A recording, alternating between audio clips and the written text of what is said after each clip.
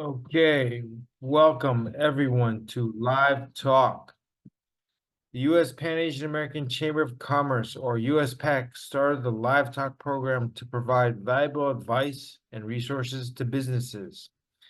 The program focuses on helping businesses reposition their plans, find new opportunities with Fortune corporations and the federal government, and manage short-term cash flow strategies.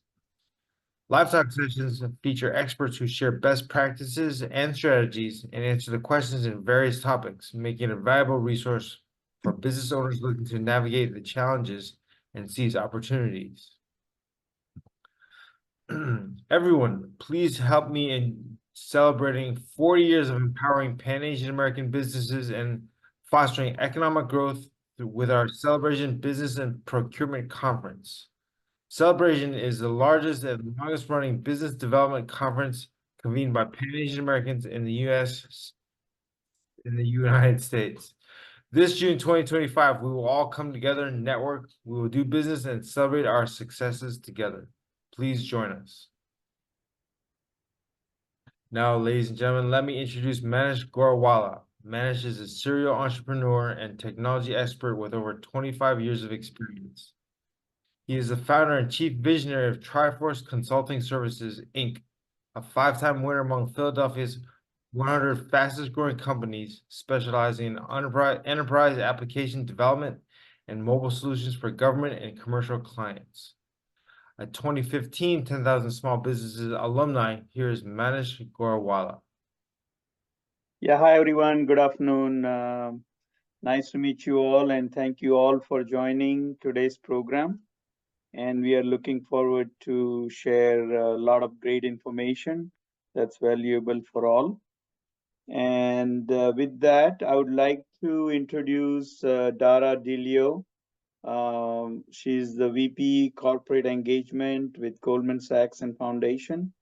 Dara is a VP at Goldman Sachs and Program Officer for the 10,000 Small Business Program, where she invests philanthropic capital to drive economic growth and support entrepreneurs in communities across the United States. Before her current role, Dara was an entrepreneur who built and sold a web-based business focused on solar and sustainable products. She also executed multi-million-dollar mergers and acquisitions in Goldman Sachs' firm-wide strategy division and advised on transactions across various sectors. With that, I would like to welcome Dara to the floor. Thank you. Well, I'm glad everyone could join us today. I'm going to tell you a little bit about the Goldman Sachs 10,000 Small Businesses program, and then we'll kind of get into the session where you'll do a deep dive and actually be able to learn a bit and kind of feel what it's like to be in the classroom and kind of take something away to help your business today. And then you'll learn kind of how you can take advantage of this awesome program and get involved and what you can get out of it. So we fund and operate the Goldman Sachs 10,000 Small Businesses program, which is a business education program designed to help small business owners grow. So Goldman Sachs is a world-renowned investment bank, and we created this program about over 15 years ago. And we've invested $750 million into this. So it truly is an investment for us because we know how important small businesses are, not just to your local economies and your communities, but to the nation as a whole. So what is the program? What is 10,000 Small Businesses? You heard Manish has taken it, and over 15,000 small business owners have taken it. It is essentially a mini MBA. So it's a 12-week program that takes you through in-depth modules on finances, projections, marketing, HR, legal, negotiations, everything that's going to help take your business to the next level. It is a comprehensive curriculum, and it is not based on theory, right? It is based on your business, your numbers, your problems, what you can do to accomplish your goals and get what done that you want to accomplish. So it is a live classroom with live teachers. You can choose to take it in person or online. We have over 20 brick and mortar locations, and we also have an incredible online program that has an in-person component as well. We actually fly you out to New York City, an all expenses paid trip. We pay for your flight, your hotel, your food, whatever it is, and you take the last week of courses at our headquarters where I am right now in New York City. So it's an incredible program. It truly truly is an experience. And let me tell you just 3 things that really set this program apart and make it incredibly special. The first is the tangible and immediate results. So the one is that we pride ourselves on helping you increase your revenue and hire more people. I don't know of any other business owner, and I was a business owner myself. I don't know of any other business owner who does not want to increase their revenue and make more money, right? All of us want to do that. So let me tell you this stat, and I want you to I want you to listen to this. I don't want you to miss this. 67% of our entrepreneurs that take this program increase their revenue in just 6 months. So they take the program, 6 months, they're already making more money. And then same thing with hiring more people, right? 44% hire more people within that same time frame, 6 months. So we're getting you from working on your business to working in your business. You are the CEO, you are the strategy. You don't necessarily need to be behind, taking the orders if you're a coffee shop or doing payroll. You need to be the CEO and accomplishing what you want to accomplish. And sometimes that means expanding, sometimes that means hiring more people. So we want to help you do that. We want to help you make more money and hire more people if that's what you want to do. Second is just it's customized for your goals.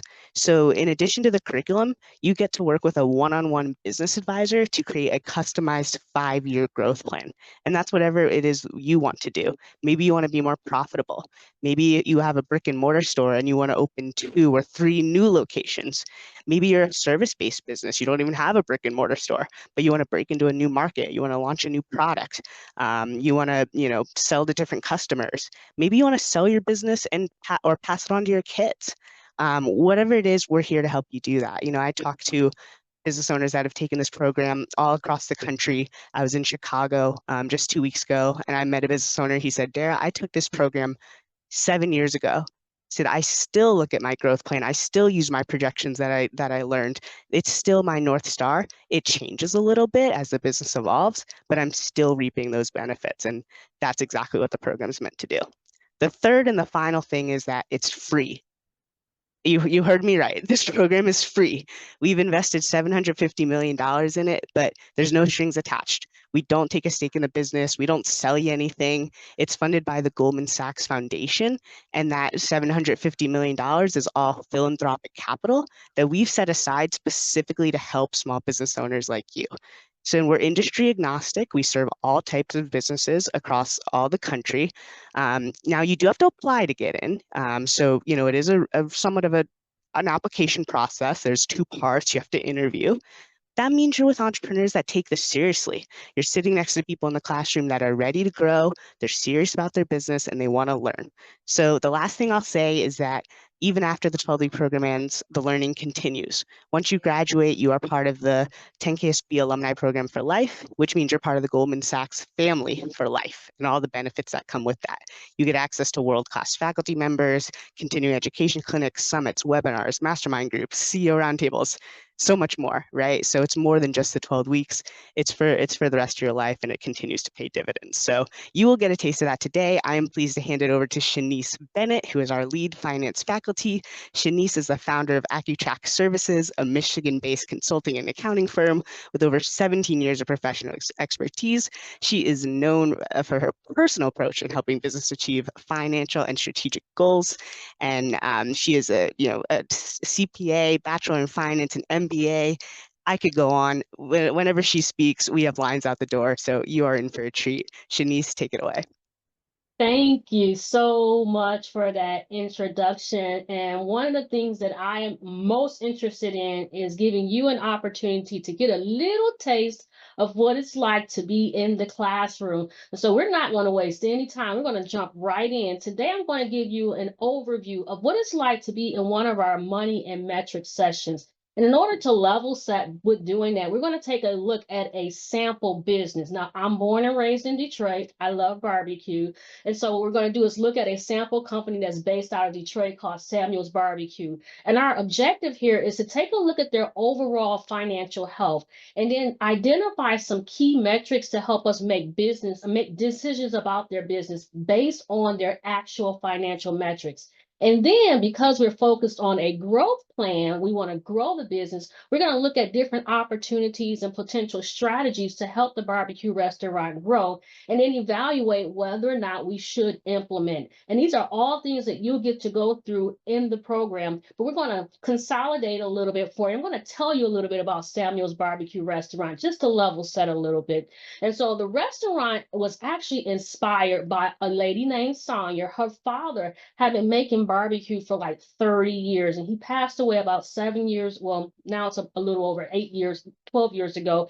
When he passed away, everyone still wanted his barbecue. So what his daughter did, she would enter into these competitions, and she's won quite a few prizes for his barbecue sauce. She would do pop-up shops. And then she was finally inspired to open up a restaurant. So in 2019, yes, right before COVID, Sonia opened Samuel's Barbecue Restaurant. She pretty much utilized some funding from her family and friends and community banks to get the restaurant up and running. And within 6 months, unfortunately, she had to shut down the restaurant.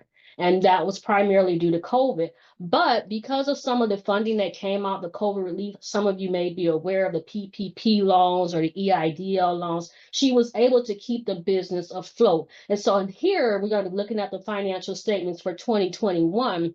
She's getting favorable reviews. The Detroit Free Press is like the big newspaper around here. And so she's gotten a business up and running. She's survived COVID, and now people are clamoring about her organization and her business and want a little bit more. So that's the company that we're going to be talking about. I'm curious to know how many of you are founders of your own organizations.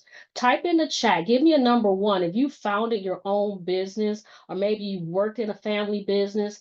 So many of you can probably relate to what Sonia has gone through with starting up a business. Absolutely. Good. And so one of the things we want to do is we parallel everything we talk about with our case studies with your business. So thank you so much for sharing. And there'll be times where I'll ask you to fill in and give me some more responses. So instead of going through how we put together a financial statement, I'm going to show you some of the financials for Samuel's Barbecue. Remember, 2020 was the year COVID, and unfortunately the restaurant shut down. But I want you to take a look at a few things about her business. Even though 2020 she shut down because of COVID, they still had revenues of close to $1 million. 962,000. And even post-COVID, the revenues were continuing to grow. So they went from 962,000 to 2 years later to making revenues of over $1.7 million. But other things to note is that they're positive gross profits. But one of the things I am noticing, I'm not sure if you notice, we talk about common size financials. I'm a CPA, and sometimes numbers get a little bit overwhelming for me. And so what we want to do is to try and make the numbers make sense to you, the business owner. So we utilize what we call common size, where we convert everything to a percentage. 100% is 100%, no matter the size of your business, no matter what industry you're in or how large your business is. But I am noticing on her cost of goods sold, her gross profit has increased between 2020 from 58% to up to 61%. So what that tells me, she's making good decisions or utilizing her variable expenses or managing those expenses very well. A few other things that you want to note on here is we're giving you the format of what a profit and loss statement would look like, but we're really, really interested in analyzing the financial statements, and that's how we're going to help your business grow. And so again, looking at the fact that despite COVID, their revenues are continuously growing, their gross profit margins are also continuously growing. And then in 2020, we see that they had a net loss, which is to be expected. How many of you had losses in 2020 because of COVID? Can you put a number 2 in the chat? How many of you experienced some sort of business loss, financial loss because of COVID? So thank you for that. I see some fingers going up. Yeah, so we really want to tie this to your business. But eventually the business grows. Now, the one thing that really, really concerns me when I look at this 3-year statement is that in 2021, there was a profit of 118,000, or there was a positive profit of 9%. But the following year, the profit was only 1.3%. And so now I'm starting to question, well, what happened? You were doing well with sales, you're doing very well with managing your costs, but when it comes to your profit, all of these other expenses are eating into that profit. So let's take a look at some other financial statements. The balance sheet. We'll talk about what a proper balance sheet's supposed to look like, but at the end of the day, I always tell folks, if your balance sheet, if it's not in balance, what that means is your assets do not equal your total liabilities and owner's equity. If it does not balance, then it's just a sheet. It's just a sheet with a bunch of numbers on it. So we want to make sure these numbers make sense to us, and we want to be able to use those numbers. And when I say use those numbers, I want to draw your attention to some trends. Now, remember, she was profitable in 2021 and 2022, so I would expect her cash balances to increase. Now, they did increase in 2021, but it also went down in 2022. Some other things worth noting is her investment in capital assets. This will be like your equipment, your building, is continuously increasing. So I'm wondering, what is she spending money on at this restaurant, and in return, what is she getting for that? A few other things to note, especially if you want access to capital, we have to pay attention to the trends of the liabilities, the long-term and short-term debt. Now, I'm saying the long-term debt is being paid down, but then it did go up again in 2022. So now I'm questioning whether or not she's taking out loans, maybe because the profits were not as high as they were the prior year. I can see the bank balance went down. And so we have to think about making sure we have minimum cash balances on hand, working capital. And so as I look at this financial statement, I start to put together some questions. And one of the ways to answer those questions is really to look at ratios. We will take you through a series of ratios, and some ratios may apply to your business and some may not.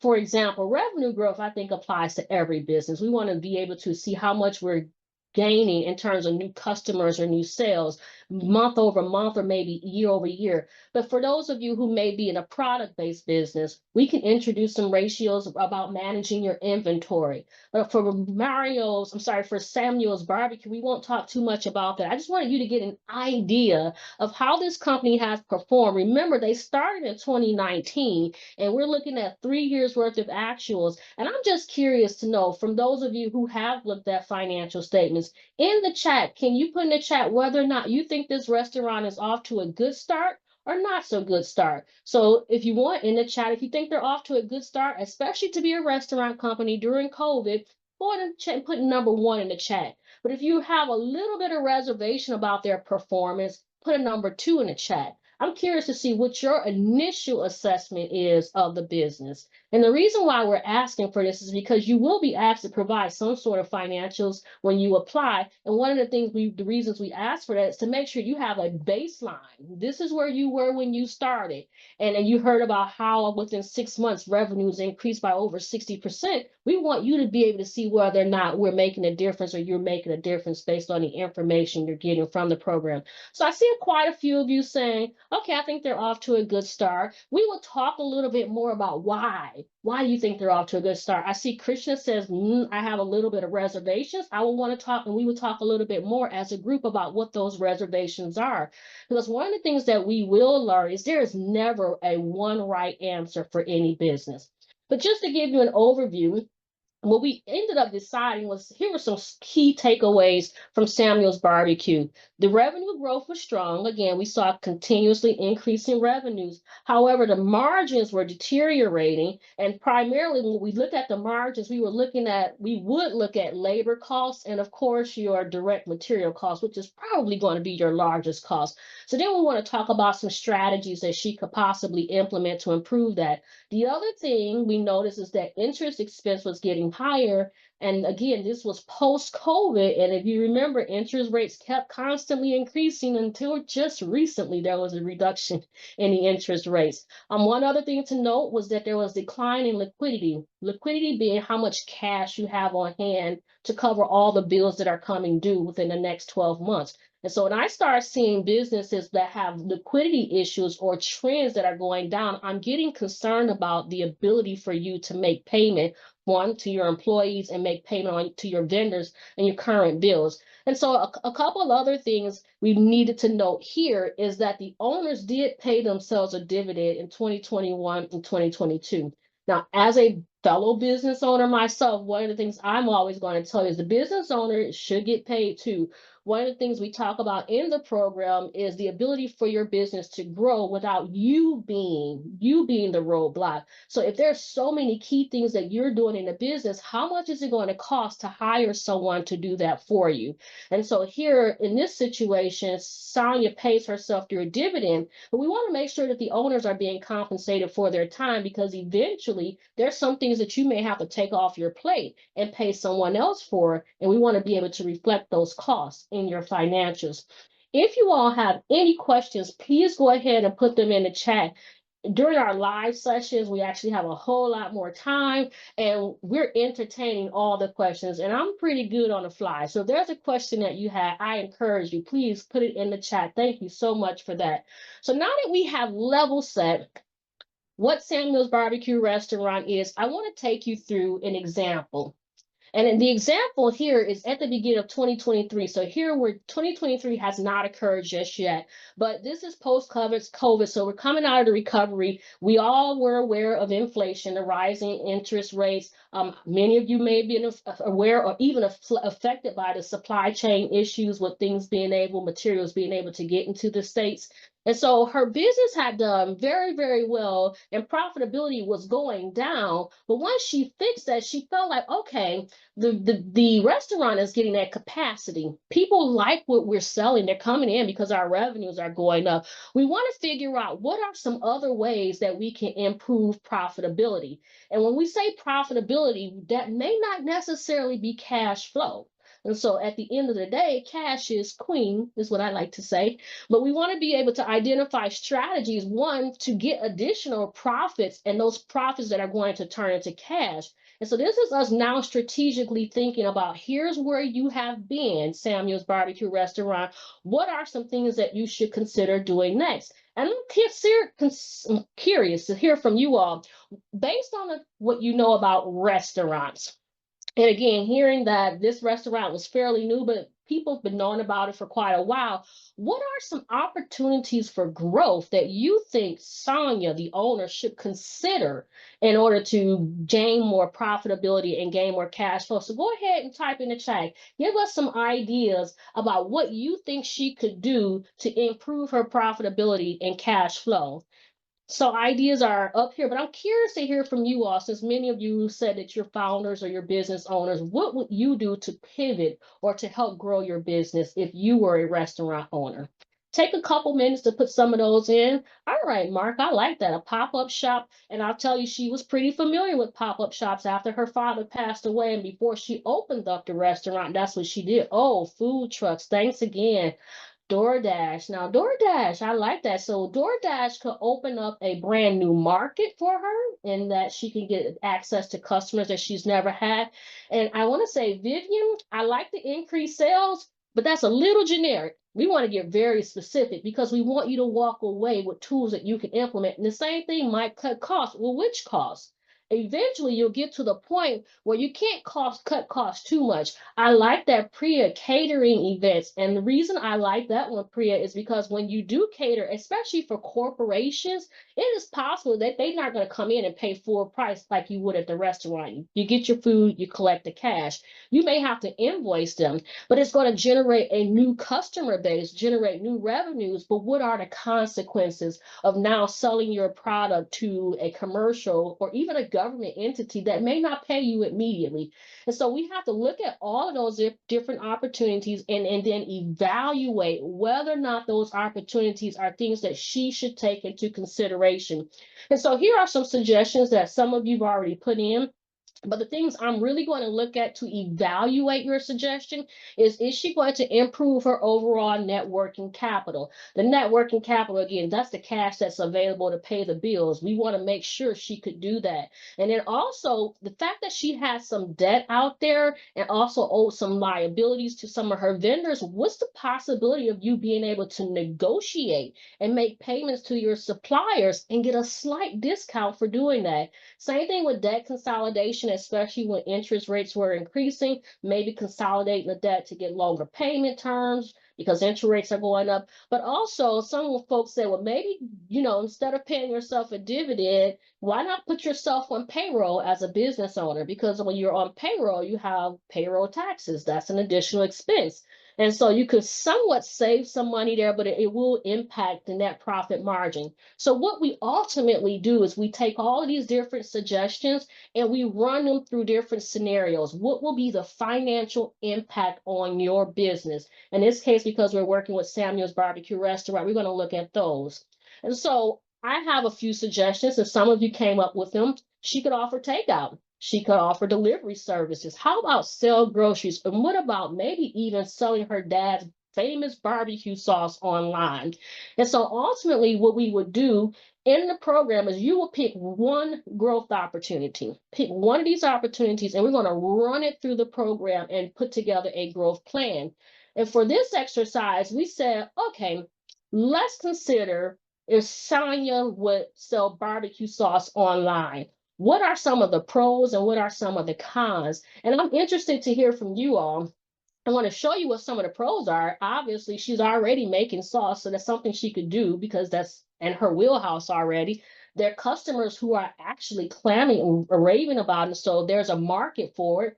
And it diversifies her product line, and that when the restaurant is closed, you can still generate sales online, and it won't necessarily cannibalize the restaurant. In other words, if you sell your barbecue sauce online, that doesn't prevent people from still coming in and buying a good meal. And so what I'm interested in hearing from you, thank you so much. I want to say, Mayor, what are some of the cons? Whoa, do you have enough space for that? When we're talking about sauce and being able to bottle and ship, of course, food storage, logistics, and all those other things are things we have to consider. So logistics might be something she's never dealt with before. And because she's not done that before, it may be very costly for her, maybe even on the front end to get this up and running. But then the technology for e-commerce, right now she's operating at a brick and mortar where people come in and the transaction is all done at the same time. But what about all of these other things? And then we don't really know what other costs are going to be associated with it. And so we have to run everything through these programs when we think about, well, what are the impacts of, in this case, the opportunity of selling sauce online. And then for financial purposes, I have questions for you. Well, in order for you to measure whether or not this is going to be a profitable opportunity, we have to make some assumptions about the revenues and about the expenses. And so we have to make assumptions about, well, how much can you sell? What price can you sell it for? And we may do some market research, or you may utilize the information you already have. And when I say information you already have, approximately how many people or how many sales can you generate online? What are some of the expenses? Someone mentioned here rent, and maybe even have the proper facilities and equipment to store, and then having a distribution system in place. So we have to figure out what some of those expenses are and make some educated guesses. But the beauty of it is she operates in this space already. So some of that information, it may not be very difficult to get, some of those assumptions. And we'll come up with the assumptions, and then ultimately we're going to walk you through how do you put together a financial forecast to determine whether or not this opportunity is profitable. And so I want to level set us again. We talked early on about a business that's been around for 2 years, how she got started. Many of you said you could relate. We got hit with this pandemic. Some of you were hit with supply chain issues, increased costs. And it's like, okay, well, how can I pivot and turn my business around? Then we brainstormed and we came up with some ideas like, I can do this because this is in my wheelhouse, and you can think of some things. Maybe you do consulting for your business. Maybe you're an expert in manufacturing. You start offering webinars to teach other folks how to improve their efficiencies on manufacturing. But then you have to put together some assumptions to financially measure and estimate whether or not this opportunity is going to be profitable. And so here we do have some financial assumptions here. We assume that there's going to be 80% increase in terms of revenue for growth. So that's 80% increase over the prior quarter. And we're doing a year 2 forecast, by the way. So we're looking at just quarter 1 for 2024. Based on the information she already knows about her business in terms of where her gross profit margins are, we have an idea of roughly how much the cost it is for labor and material. So we assume like a 45% of the price is going to be tied up in cost of goods sold. And then, yes, there should be some incremental operating expenses. The one that comes to my mind is insurance, for example. The insurance for selling something online and the liability associated with getting that beyond your doors is completely different than keeping it all contained within one place. And so there should be some incremental cost there. And what we ultimately do is we come up with a projected profit. And so what we're saying here is by the first quarter of 2024, if she launches the sales of the barbecue sauce online, she could generate a profit of roughly $100,000. That's in the quarter one. What I did not show you were the quarters before it in, and that's because of the time. But it's very, very possible that when you launch something new, you may not be profitable right out of the gate. So the first 12 months, cumulatively, she's only going to profit $28,000. And then I would stop here and I would say, well, after we put together this forecast in the first year, she's only going to profit $28,000. How many of you think she should move forward with going and offering barbecue sauce sales online? Put a 1 in the chat if you say, yeah, based on a $28,000 profit after the first year, yes, she should continue to move forward. And some of you, if you say no, put a 2. Now, that's just not enough money or return. Some say 1, oh, only 1, 2. I get a lot of mixed reviews here. I'm looking to hit a few more folks. What do you think after the first 12 months you put together this forecast and you're going to make $28,000? I like that. It's a mix of answers, and it really, really depends. And one of the things I mentioned early on is that there is no one correct answer for everyone. However, I would encourage you to look beyond the first 12 months. Let's look again and see what would happen if we were to continue with this growth and with these assumptions in year 2. And if you continue with year 2, you do find that eventually in 1 year, she could make over $500,000. And again, these are based on assumptions, but they're reasonable assumptions because this is the industry that she works in. And so what we will have you do is to build out a 2-year, sometimes 3 or 5 year forecast for whatever your growth opportunity is. Because again, we want you to look at the fact that there will be times where when you launch something new or work with a new customer base, you may not hit it right out of the park. We want to address issues and provide you with solutions and strategies for doing that and getting those efficiencies so that maybe by year 2, 3, or 4 or 5, it will be profitable. And then you have to determine, do I want to wait 2 years for this to be profitable? Is there another opportunity out there that I could consider to pursue? And so what I want to do right now is pause for a second and ask a few questions. And this is where I want you all to get involved. You've already answered my question. Do you think she should move forward with the business?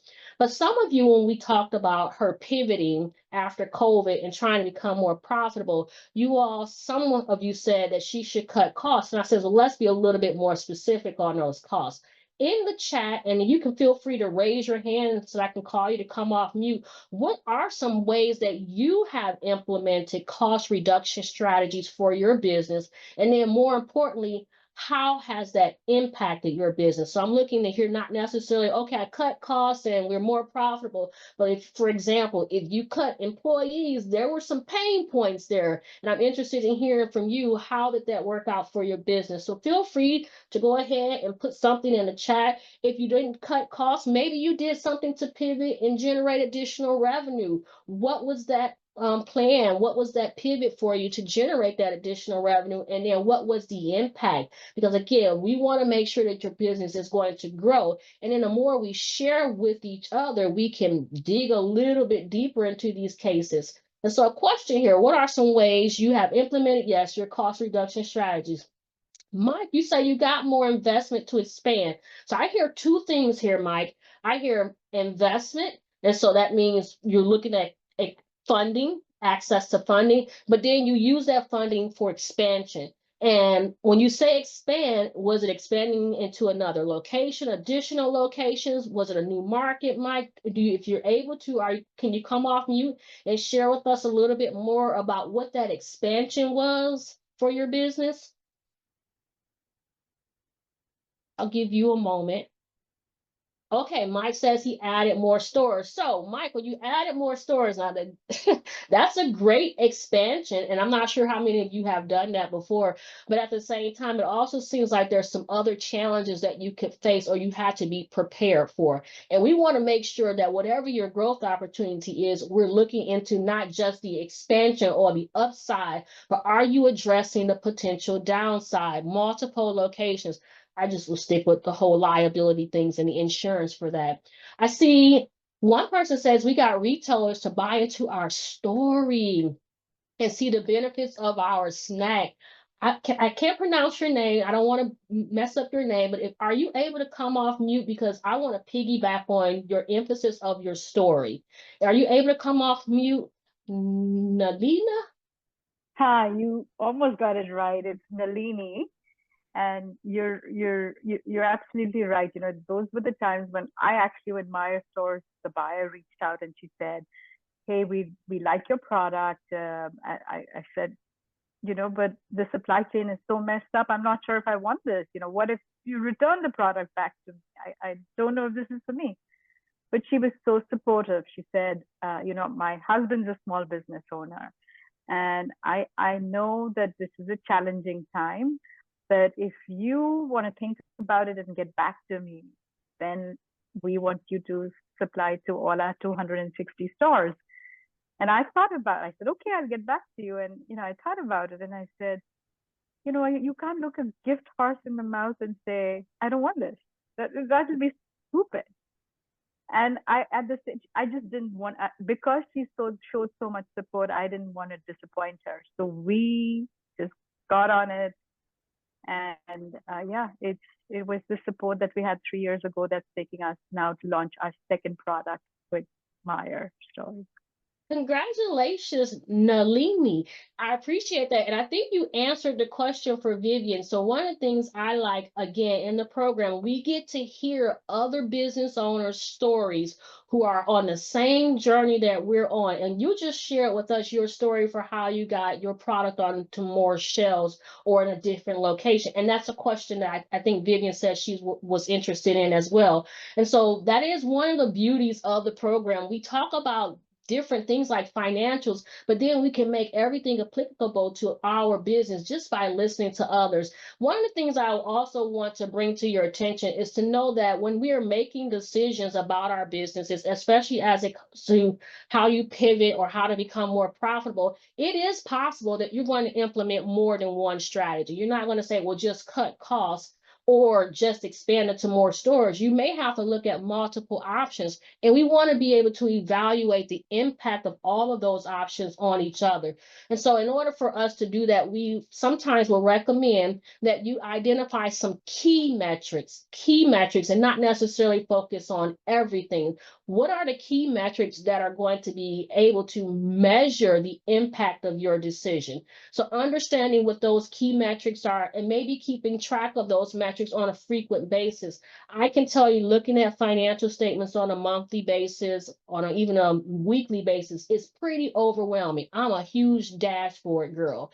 So show me the stuff that I need to respond to right now, and we're going to address those things. And so we will definitely help you put together a financial dashboard that's unique to your business.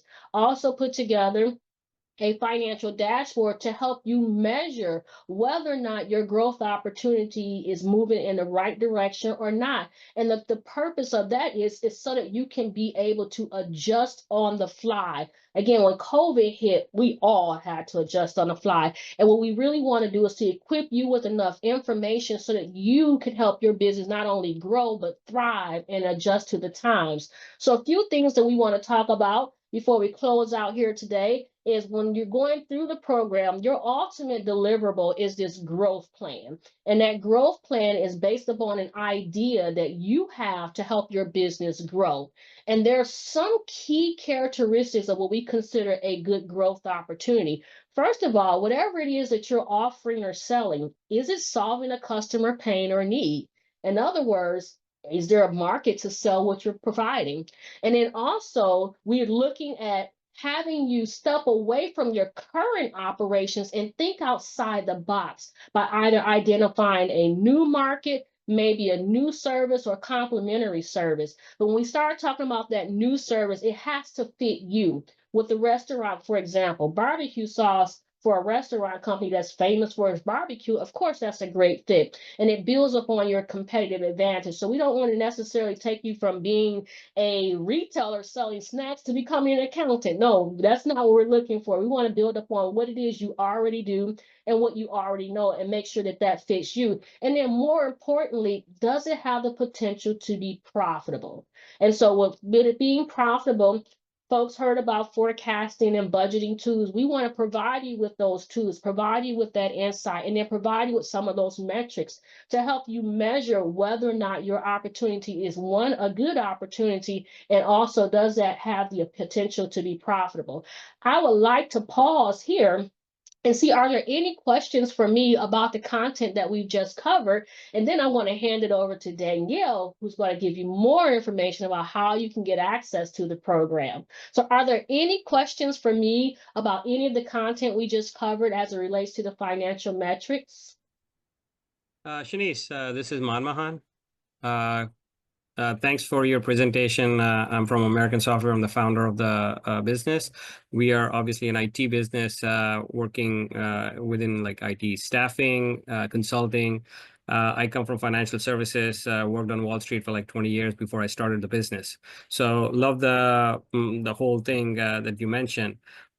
As a business owner, when I decoupled and started focusing on the financials, we are struggling between when we are collaborating, subbing, or getting a prime contract, different gross profit margins, right? In different kinds of engagement.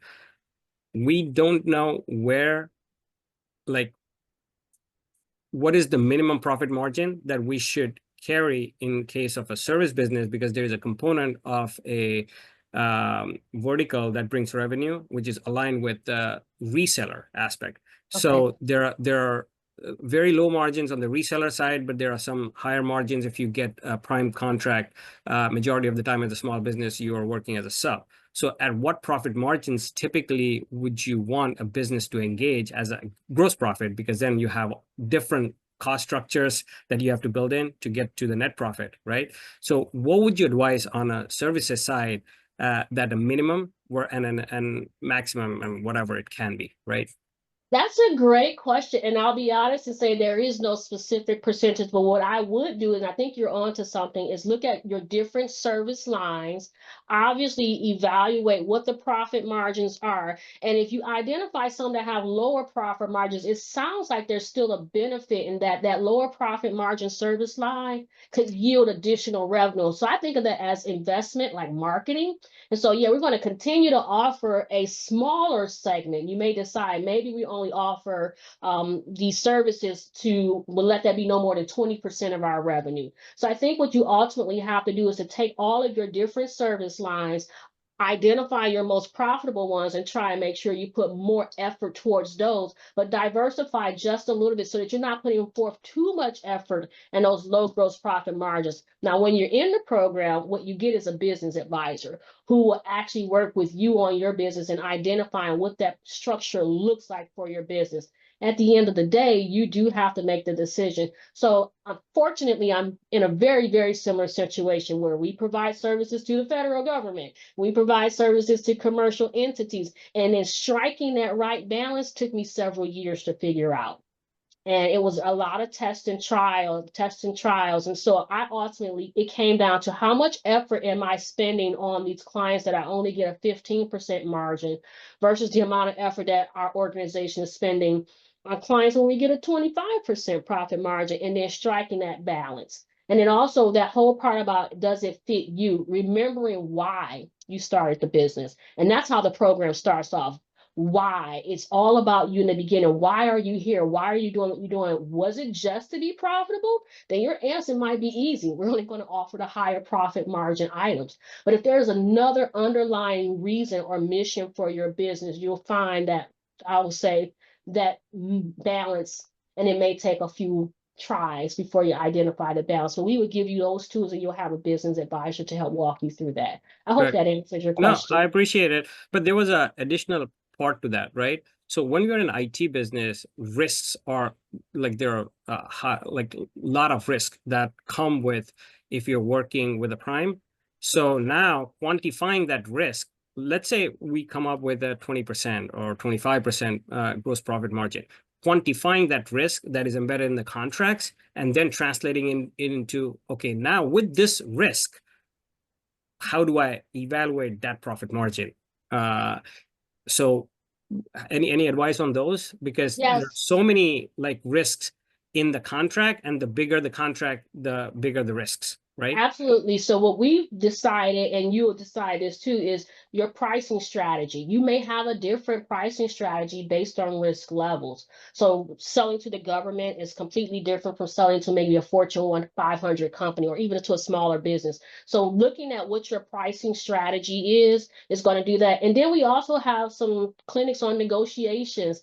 And as a prime contractor, one of the things that we do with all of our subcontractors, well, not all, but most of them, hey, we pay you when we get paid. Because sometimes it's possible you may not get paid within 30 days or 60 days, and then you're having your subcontractors sit out there. So we talk about different strategies, and you'll hear from other folks in the program as to how they address those different issues. So again, I can tell you for us, one of the things was it was changing our pricing strategy based on the customer, based on the risk associated with the customer. Unfortunately, for a lot of customers that I dealt with 10 years ago, we don't have those customers anymore. And again, that's that finding that balance. And you have to remember, one, why are you in business? Is it just for profit? And of course, marrying that with the balance of, I still want to support certain businesses, but maybe it's only 10% of what I do. And then identifying other strategies to help you overcome that, like a pricing strategy. And again, I like our strategy. We pay you within 10 days of us getting paid on a contract. Thank you. My pleasure. With that being said, thanks so much. That was a great question. These are the types of discussions I love, by the way. But I'm going to hand it over to Danielle, who's going to tell you a little bit more about how you can get involved with the program. Danielle, over to you. Awesome. Thank you, Shaniece. And I mean, incredible job. Like every time I watch you run through that session, I learn something new. But my name is Danielle Anderson. I work for ICIC. So ICIC is one of the national program partners, and we manage the outreach and selection for the 10,000 Small Businesses program. I just have a few slides that I'll be sharing with you. Shaniece has shown you the program, and I'm going to tell you a bit about it. So just briefly, I want to talk about what you will actually get out of the program. So Shaniece did touch on the 5-year growth plan. And what we really mean by this is throughout the program, you are building this growth plan each week based off of the curriculum, essentially using your business as your case study. And when you graduate, you'll have a plan for the next 5 years of your business. But we also wanted to stretch beyond that. So you're learning how to grow your business, but you're also learning all of these, skills and tools that you can utilize even while you're in the program, and then, 10 or 15 years out as well. And you'll also receive about 80 to 100 hours. What that really means is the program is generally about 10 weeks long, and you'll be spending about 12 hours or so, 12 to 15 hours a week participating in the program and working on your business. And again, all of this is coming at a full scholarship. There's no cost to you if you participate in, we do offer the program virtually as well as in person. And if you participate in our virtual program, we fly everyone out to New York City for 4 days, and your flights, accommodations, food are all covered by the program. We really just want to make sure this program is accessible to everyone, and that all we're asking of you is your time. And we do ask that you are able to dedicate your time and yourself to this program if you are accepted, which I'll get into in a little bit. You'll also receive, once you graduate, in addition to this 5-year growth plan, access to our alumni network, which is about 14,000 small business owners from across the country. And we offer local meetups, as well as every 2 years, we have a large meetup for all of our alumni. I think our most recent one was in DC, and our alumni spent 2 days on the Hill meeting with their elected officials and just getting to know one another. And then in addition to all these things, you will also graduate with an understanding of your financials and how to access capital. The program itself does not provide any kind of grant or loan funding, but what we do offer essentially is you'll graduate knowing your financials so well that you'll know what kind of capital you need and how to get it. So you'll graduate essentially with a ready-made pitch that you can use. You'll likely have potentially been made a connection with the person you'd like to pitch for funding, and you know exactly what you're asking for, you know how much you want, and you're very well set up to receive that. So it gives you a broader understanding of how to grow your business financially. All right, ready for the next slide. Great. So talking a bit about the impact of this program, the way we gather this information is by sending out surveys. So you'll be surveyed once at the beginning of the program, once at the end, and then at 6, 18, and 30 months after graduation. And these surveys are a way for us to see that the program is working. We want to know how much your business is growing, and also if you have feedback for us, because we are always updating the curriculum to make sure it's still relevant to small business owners. That being said, within 6 months, that's 66%. Sorry, our businesses will increase their revenue about 60. Oh my God, I'm getting all of my percentages confused, which is why Shaniece is the one teaching this program and not me. But 66% of our businesses will increase their revenue in the first 6 months, and that number continues to grow at 18 and 30 months. And 44% of our businesses will make additional hires in that first 6 months. And again, that number continues to grow. And as you can see, we've compared this to the national growth rate of businesses, and generally only 53% of small businesses will increase their revenues and 30% will create new jobs. So I think the stats really speak for themselves. But in addition to that, 85% of our alumni will do business with one another after graduation.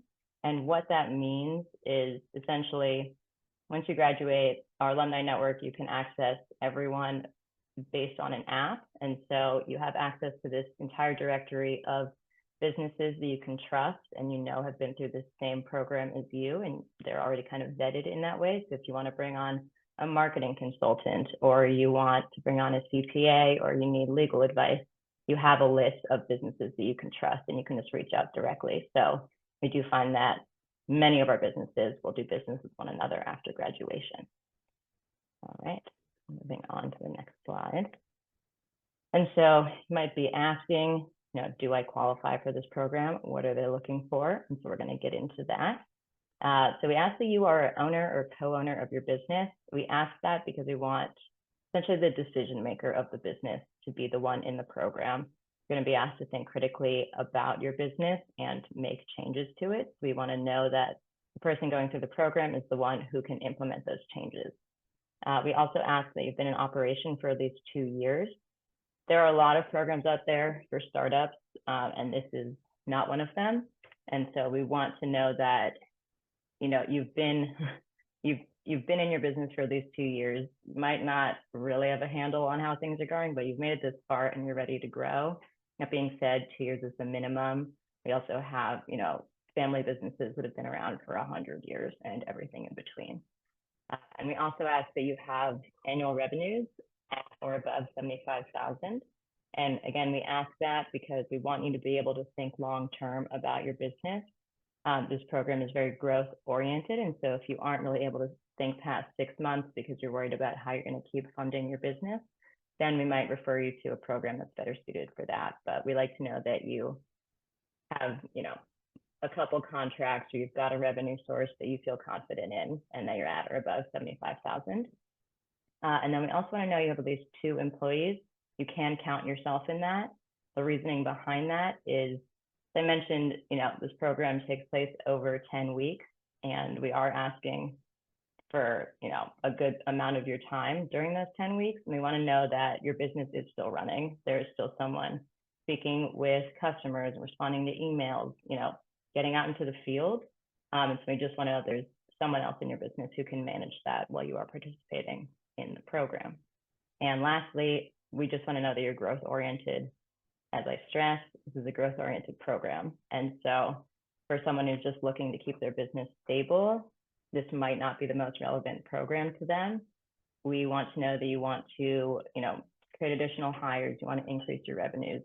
And so that is essentially what we're looking for when we are accepting businesses into the program. And I have got one more slide to go. Yes. So very briefly, how to apply for this program. There are two parts to the application. The first part takes about 5 minutes. You just head to 10ksbapply.com, which I think was in the chat. And that website also includes a lot of additional statistics on the program, testimonies, where the program is located, all of that good stuff.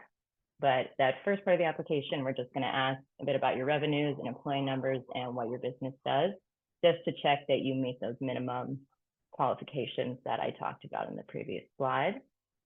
And then once you've submitted that, you will be contacted by someone from the region that you applied to. So it would either be one of our 21 brick and mortar locations for a virtual program, and they will guide you through the second part of the application, where we'll ask additional questions that are a bit more in depth, and we'll ask you to submit some financial documents, including your balance statements and profit and loss statements. The reasoning is that you will be using that in the program, and so we want to know that if you are accepted, you're ready to dive in on day one with all of the documents that you'll need to be successful in the program. All right, so I really sped through that, but I want to make sure we have any time at the end for any additional questions and time for a picture as well. So thank you very much for listening to me run through those slides.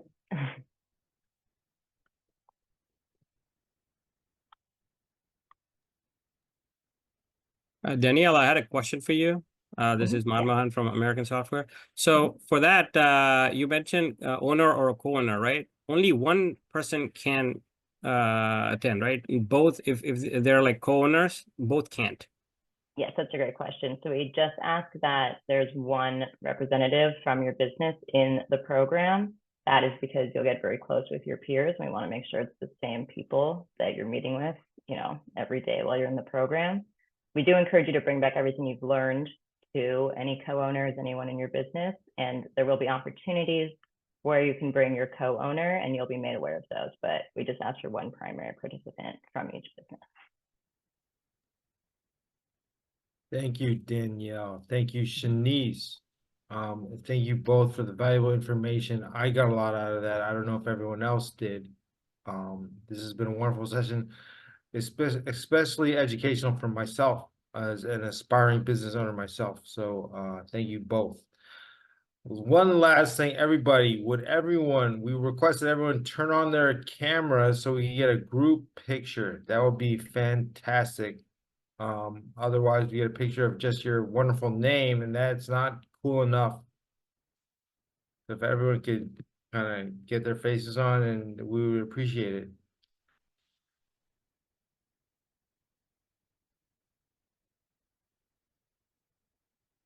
Wait on a couple more.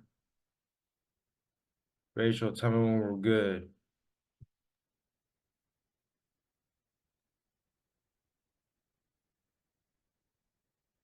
Excellent.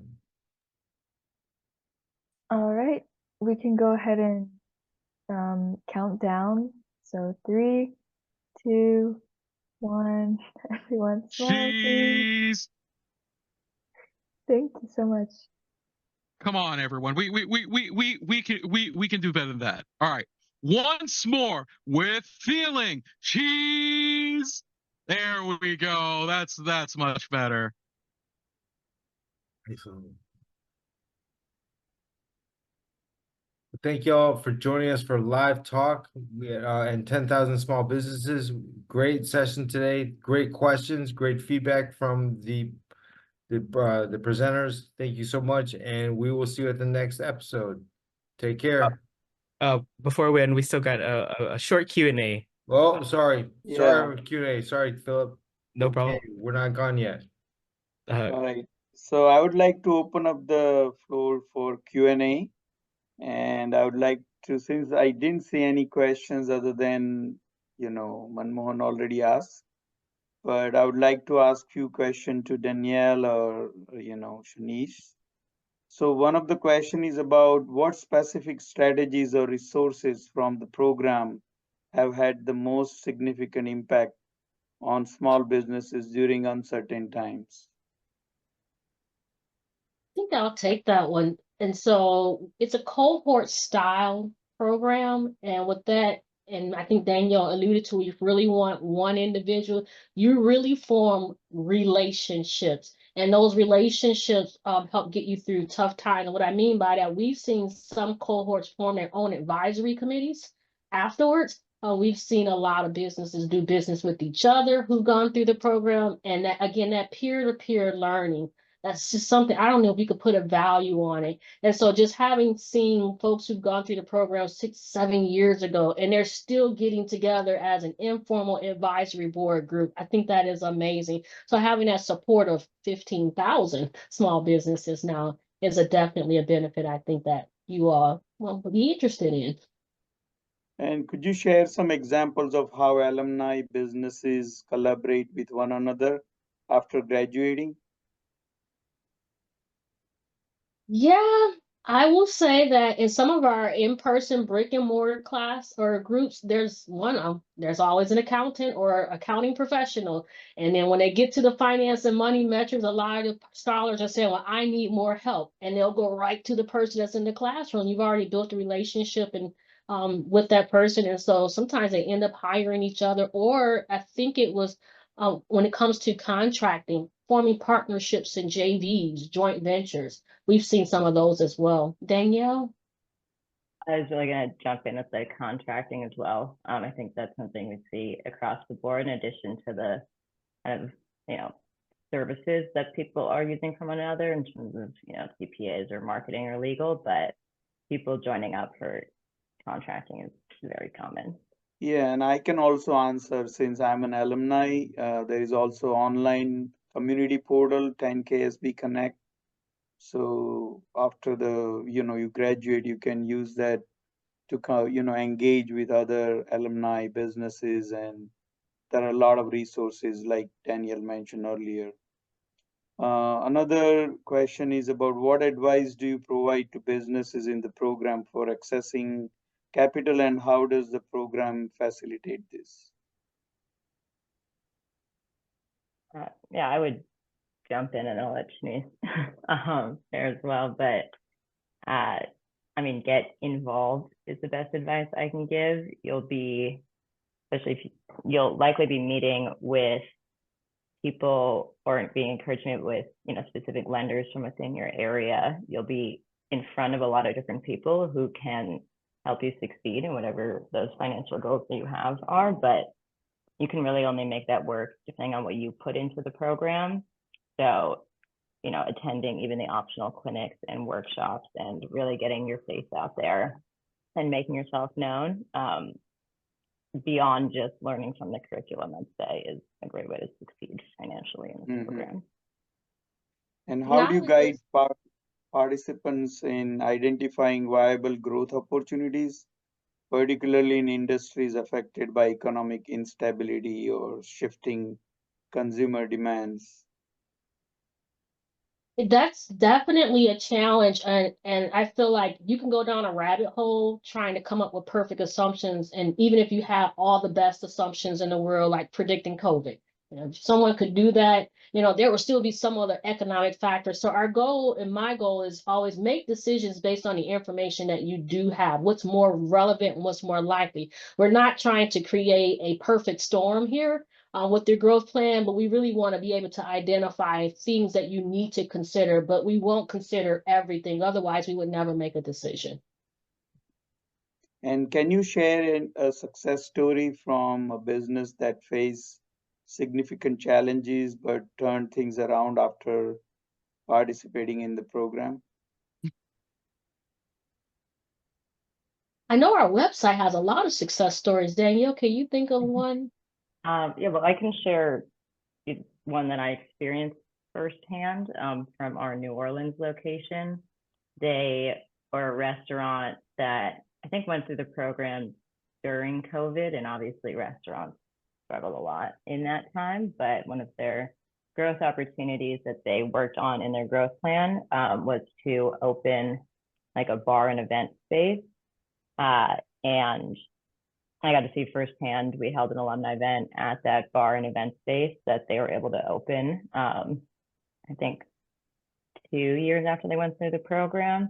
even though when they went through the program at that time, they were actually closed due to the regulations and everything. So seeing physically that they were able to put their growth plan into action and kind of come back from being closed during COVID to basically doubling, tripling the size of their business was thrilling. I would say it's very exciting. That's great. So Shaniece, any final thoughts before we close out the program? My recommendation is apply early. Again, I know sometimes based on the seasonality of your business, you may not be able to commit to certain weeks, but my recommendation is apply early. Yeah, and being an alumni, I highly recommend this program. Like Danielle mentioned, it is a mini MBA and you will get a lot out of it, and you can immediately start applying what you learn on your business and hopefully grow. And also, I would like to remind everyone to come to the USPAACC Celebration Conference in June 2025. So please mark your calendar for that and definitely plan to attend. It's an awesome event. You will get a lot of opportunities to network and interact with corporations and government agencies. And also don't forget to fill out the post session survey at the end of this session. And we really like everyone to thanks for your time joining today, and all the hosts and speakers today for their time and the information shared. And that's all from me.